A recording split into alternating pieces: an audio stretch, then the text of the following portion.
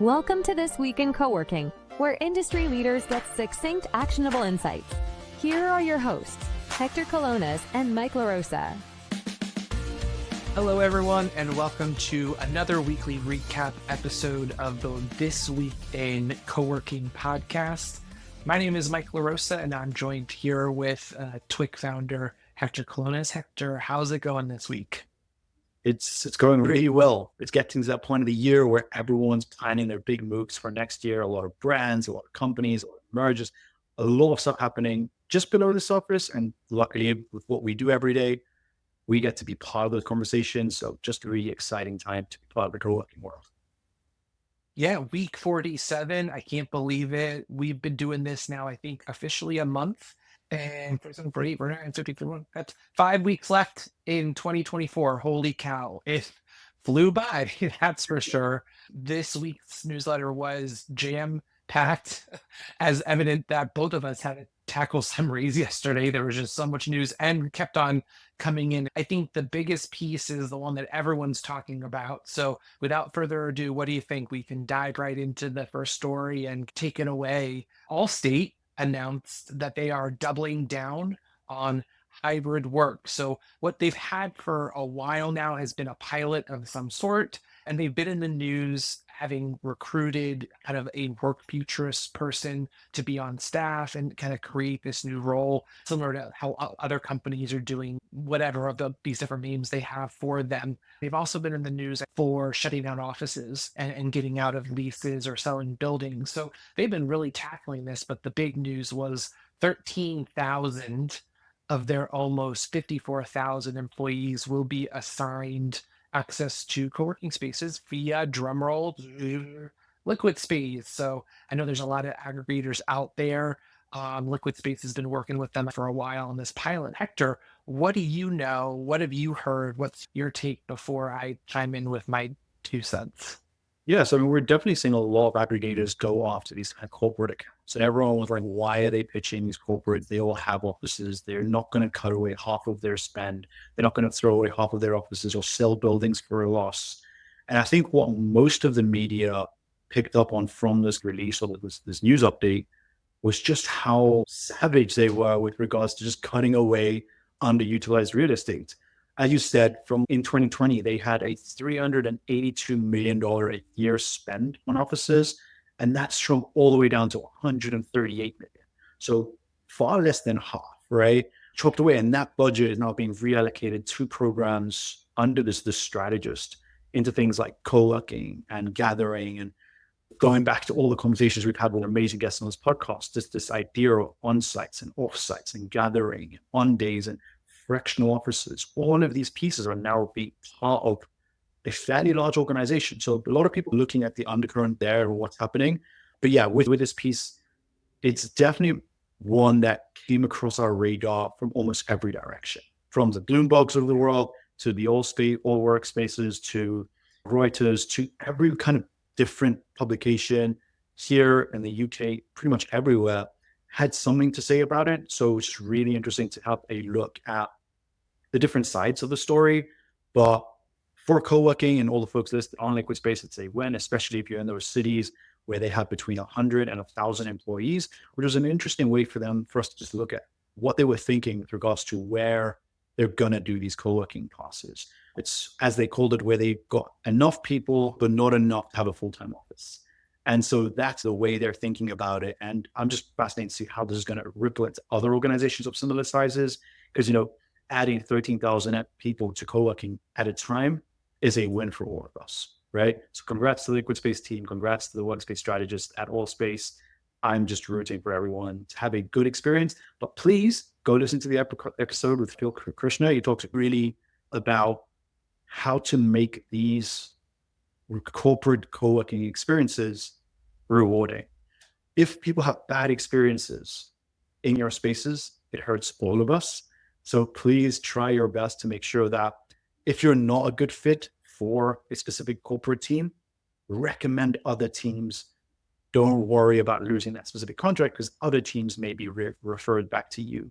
So definitely go listen to that episode. It's something that I wasn't so worried about before, but after having a chat with Phil, I was like, this is a huge risk that we have to address collectively to make sure that these stories compound.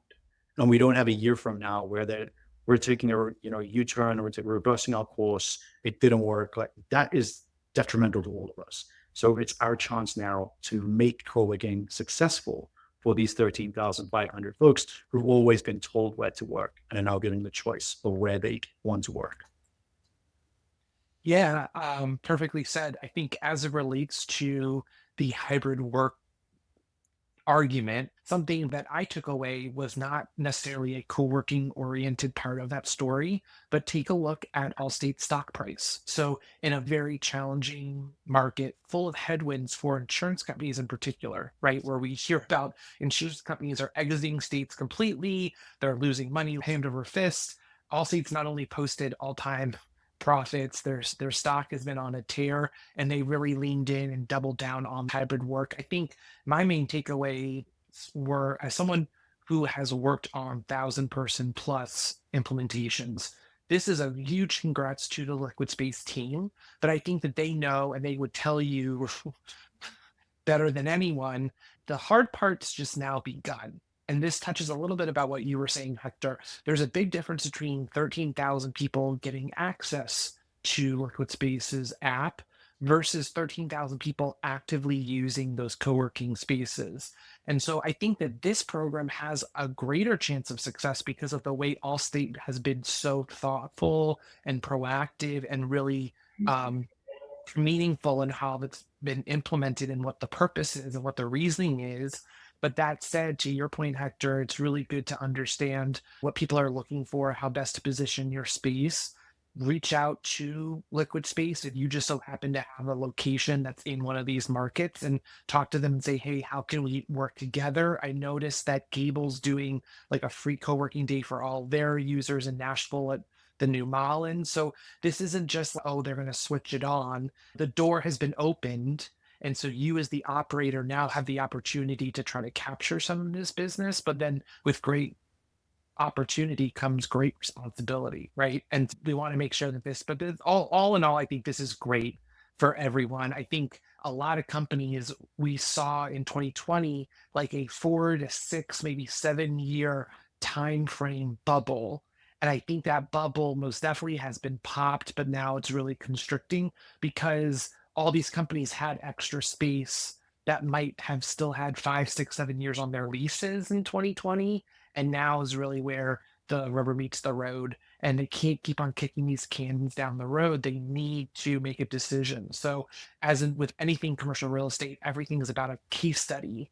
And so I would not be surprised if we see other companies that maybe just follow their lead. The first one's walking the plank, so then the next one's going to go right behind them. But all in all, this was a big win, and kind of takes us to a general kind of discussion that we witnessed in this newsletter, all about terms and terminology. And I think that this is more important than ever because we have all these new people that are maybe not sure what the difference is between a dedicated desk and a private office, or what the difference is between a serviced office versus a flexible workspace versus a meeting venue versus a co-working space. Hector, what are some of your thoughts on the conversation we saw this week about SaaS? And I'm not talking about software, I'm talking about space as a service and some of the other combos we had. Sure. So I'm going to start with part of the discussion we had last week, right? I think it was a week 46 about the Traders diagram, right? People are coming into this industry and they do not know the terminology that we know.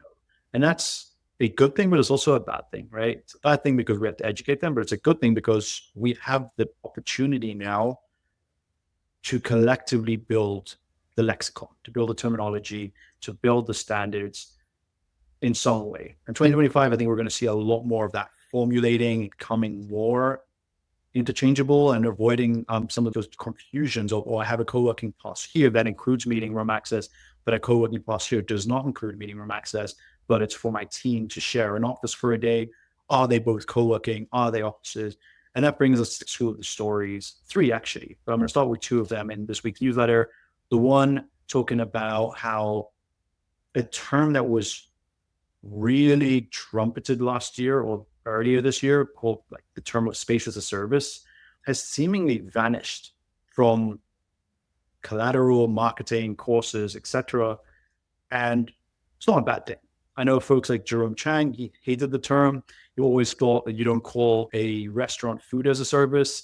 It's a whole different type of amenity, type of business. So interested to see that kind of shift out and be replaced with a term called operational real estate.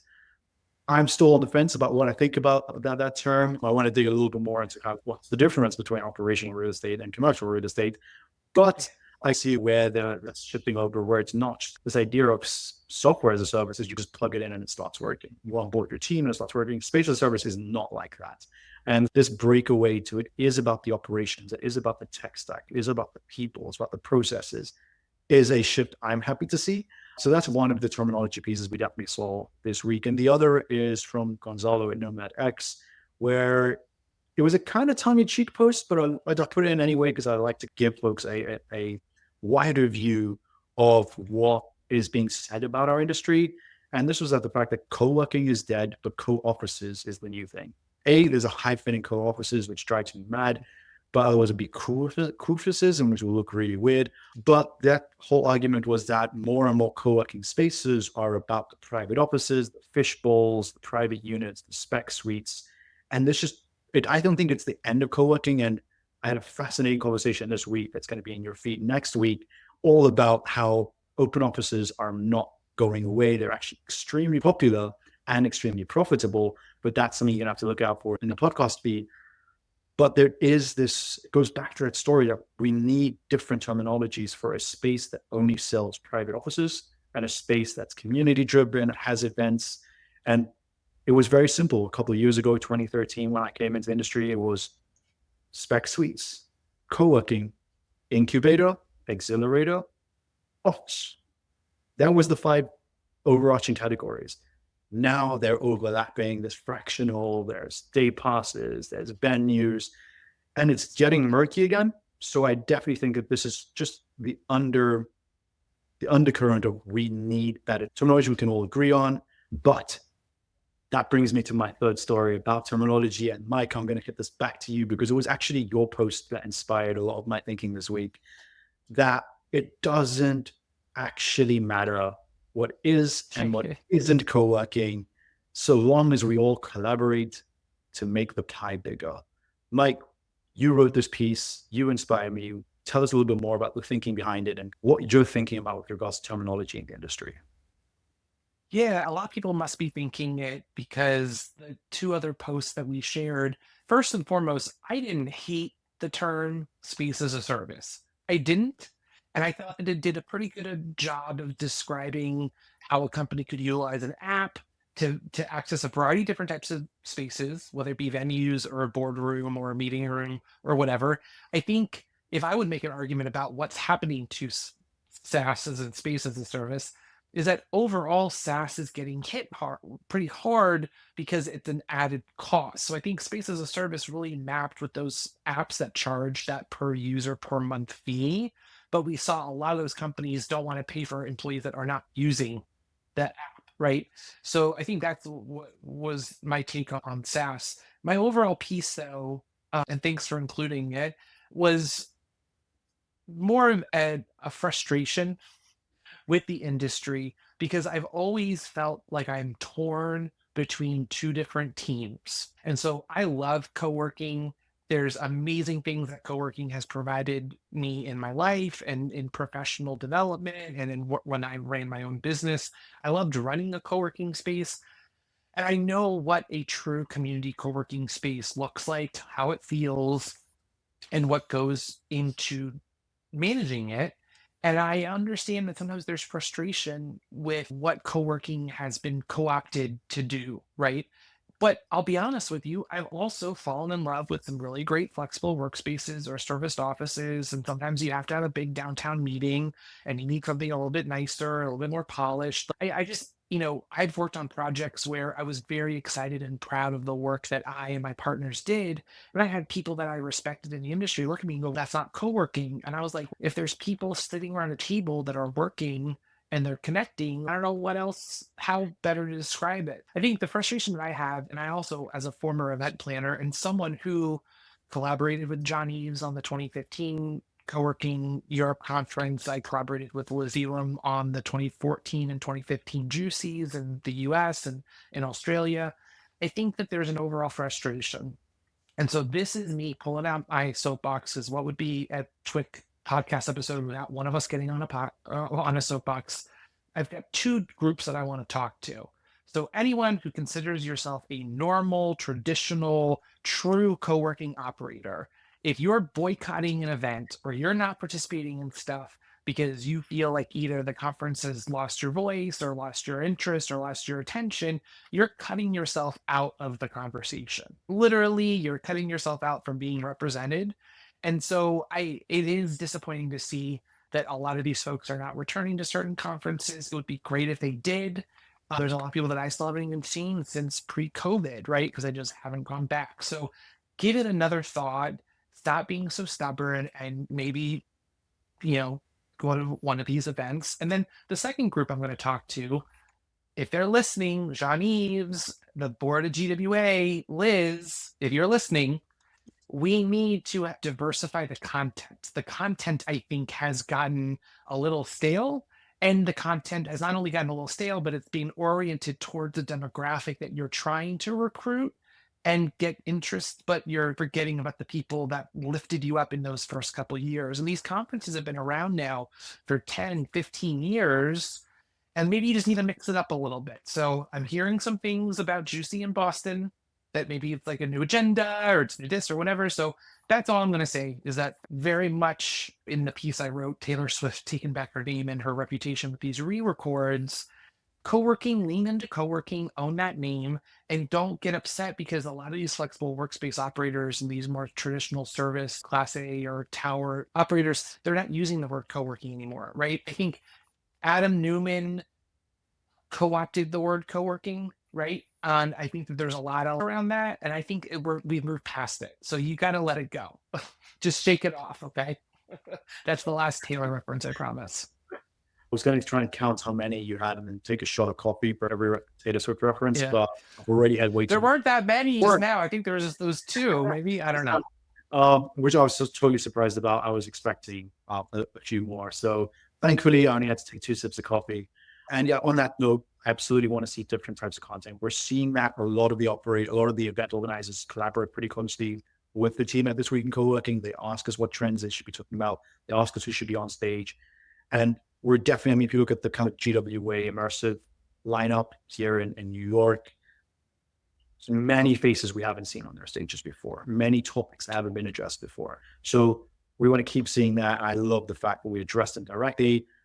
We love what we're all doing, and we want more people to get more value out of these in-person events. So thanks, Mike, for hitting that home. Oh, there's another trend, Mike, that I wanted to dig into this week. And it's an interesting one because we've definitely talked in the past about management agreements. We've talked about landlord flex. If you don't listen to the Johnny Rosenblatt episode in the podcast feed, definitely go back and listen to that. It's now our second most popular feed podcast so far, and it only dropped this week. So it's definitely resonating with folks across the UK, Europe, and here in the US. So definitely go in and have a listen to that episode, which talks about how they've approached the landlord flex.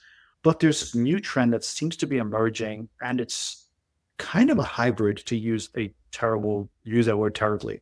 It's this idea where for brand new companies with experienced operators at their heads are raising money to acquire buildings exclusively to do flex and co-working. And obviously I'm saying that after a whole conversation we had around terminology, but we saw this week Kinrise, they've raised a pretty large fund in the UK to acquire what they call iconic buildings and converting them into inspiring workspaces. I love that mission. I love that idea. And they just announced their first acquisition in Birmingham, which is going to convert a gorgeous building into pretty much a standalone flex space offering.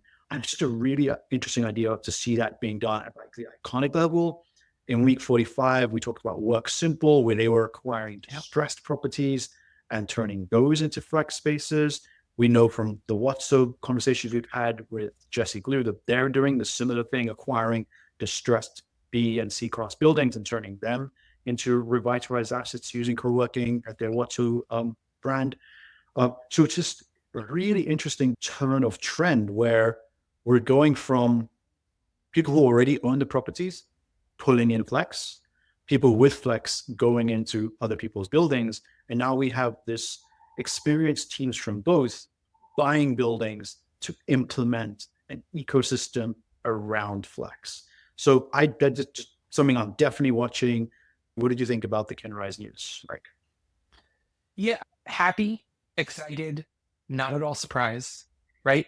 And if I were to embrace my inner Prof G Scott Galloway, I'd say that a prediction that I have for 2026 or maybe 2025 into 2026 is we're going to see our first flex oriented REIT, right? And that's just where this is going. And that's why it's so exciting and really awesome to be witness to this shift in the industry, because to see where traditional kind of service office regis came from in the 80s to then what they went through and how they bankruptcy, reorged, whatnot, and then turned into that franchise license model, then to have another operator come in, we work and prove that the rent arbitrage doesn't work.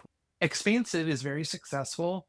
And I really admire everything that Bill's done. He's been on this bandwagon for quite a while. It's not without risk, right? We did report that they have, I think, handed back one or two of the buildings that they owned, right?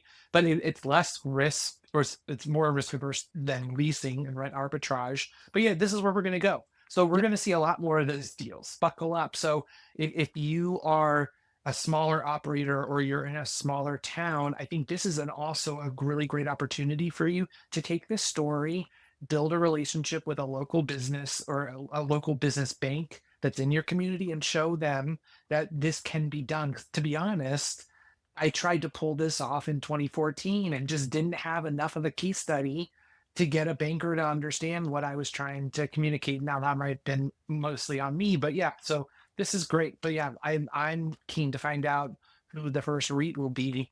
Yeah. No different than the REITs that exist right now, focused on either residential or retail or data centers or even Class A's.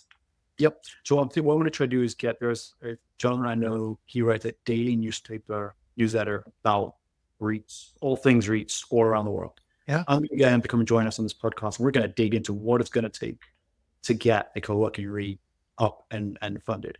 So we're going to do that, look into the podcast, people figure out when it's going to come, probably around the holidays, just to give you something to listen to when you don't want to listen to what's happening in your household, put it that way. Yeah. We'll drop that through the holidays. But I want to also give a hat tip to Tintwater and the team at Caddo. They've also been doing this for a long time. They've also been buying and running their own buildings. So it's definitely not a new thing to be an owner, operator, or acquiring buildings to do flex. It's just fascinating to see fundraisers or a fund being built with the primary cause to buy multiple buildings.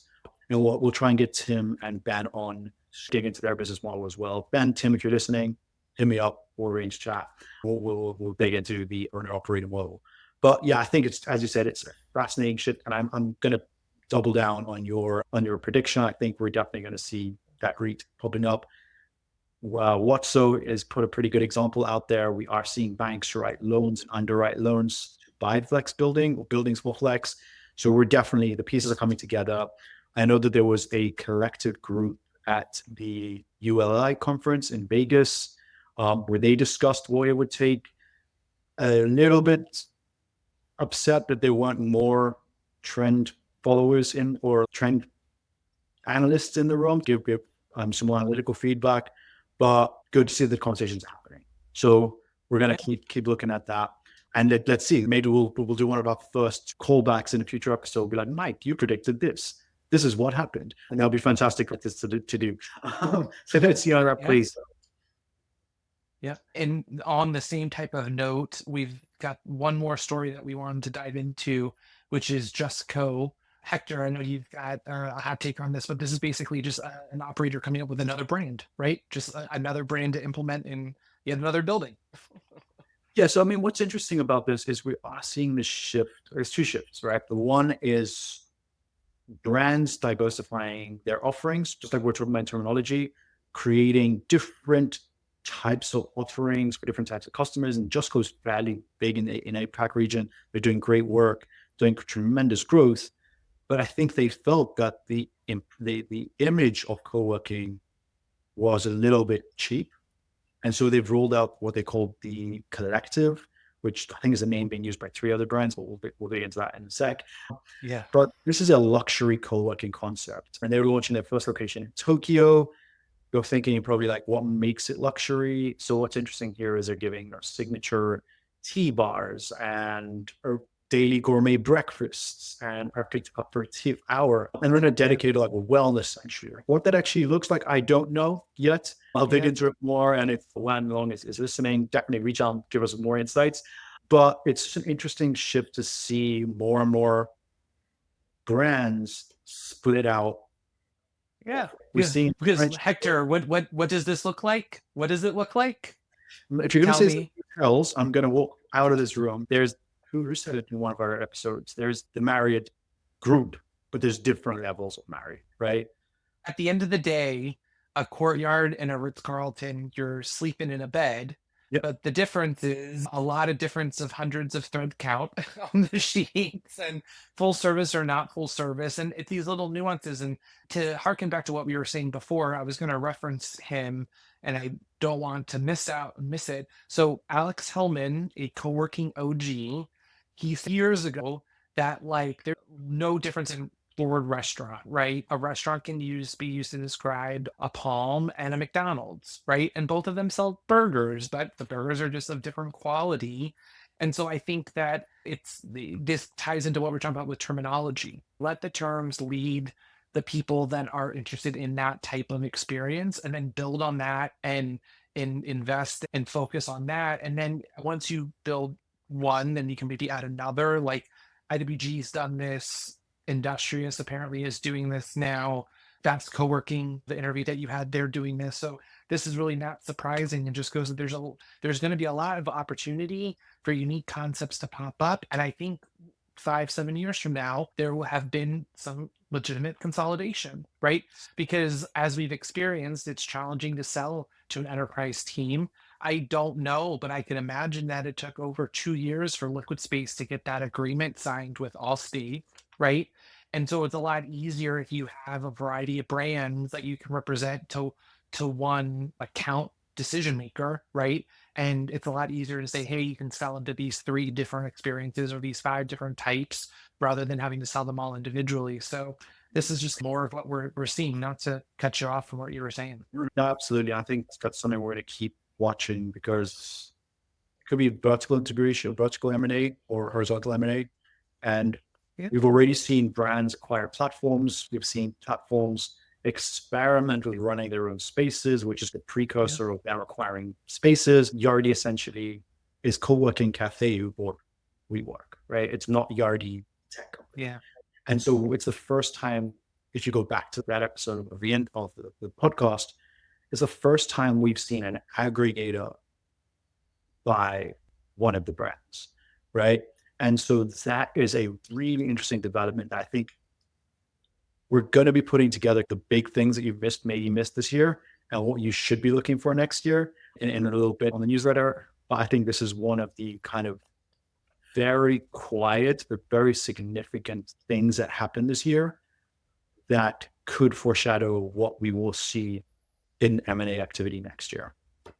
Yeah. And speaking of M&A, it would be really fascinating. You touched on this briefly before I rudely interrupted you.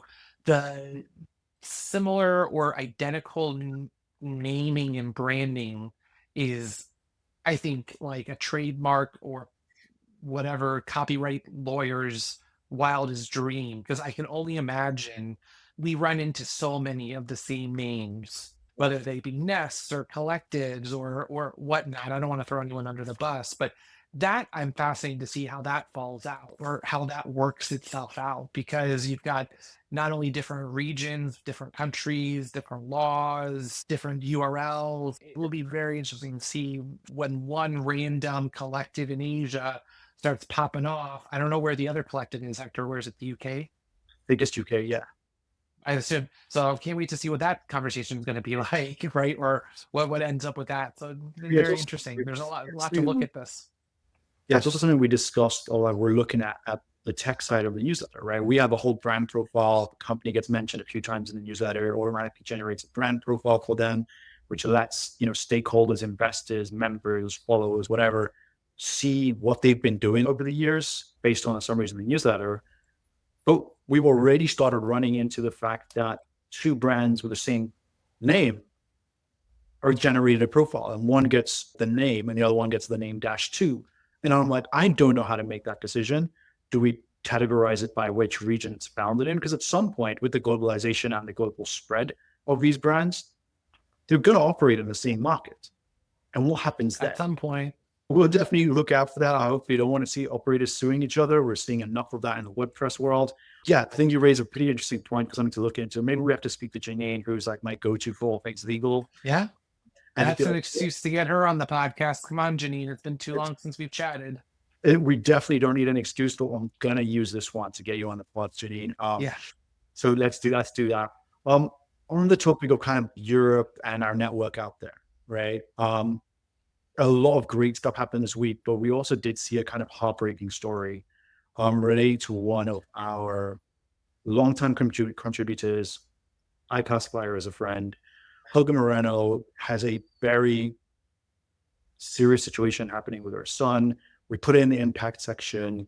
We're not telling you what to do or how to feel about it. We're just saying that this is someone in our community who has asked for some help. So hop over to the newsletter, click on week 47, go down to the impact section and just read a bit of her story, reach out, see what you feel about that. But we just want to say from myself and from you, Mike, Helga, Vlad, we're thinking about you. We wish you all well. And please stay safe out there. We're thinking about you. We are always thankful for the co-working community. We've come together in times of sadness and struggle in the past. I'm thinking about Matija from Croatia. Please do check out the link that Hector shared in this week's summary. A little housekeeping before we let you go. We're going to be very thankful next week as well, enjoying the holiday here in the US. So we'll be dropping another new interview that Hector did just this week that we're excited for, but we will be taking a week off from our weekly recaps. I'm thankful for joining you, Hector, on this project. I've been enjoying it so far, and I'm thankful for everyone that's reached out, our listeners and readers. And so with, I think, all that said, I hope everyone's got a nice Thanksgiving here in the US next week. And for anyone internationally listening to us, at least hopefully you'll have a little bit respite from the annoying Americans. They won't be bugging you as much because they'll be on PTO. Absolutely. And so there'll still be a newsletter dropping in your inbox on Thursday. Thanksgiving or not, that's going to be in your inbox.